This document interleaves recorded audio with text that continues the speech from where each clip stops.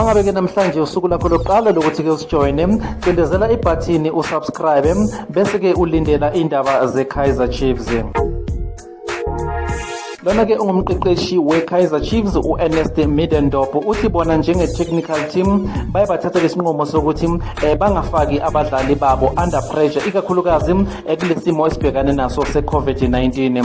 uMiddendorp uyoqhubeka ngokuthi umgadli wakhe uLeonardo Castro oyewadlala ke imizuzu nje kuphela engu-56 la iKaizer Chiefs iyadlala khona idraw neqembu iBidvest Wits 1-1. lo mdlali ke uyophuma ngokulimala, kanti uMiddendorp uthi akabona ukuthi uLeonardo Castro uzokwazi ukuthi adlale kuona ke umdlalo wabo nePolokwane City. Abanye abadlali ababalayo umdlali wasemuva uYegen Sasman kanye naye ke yena ke uGotso Moleko. Kanti ke uMiddendorp uthi ke abanye abadlali bonke baphelele ukuthi ke bangakwazi ukuthi babe khona emidlalweni wabo nePolokwane City.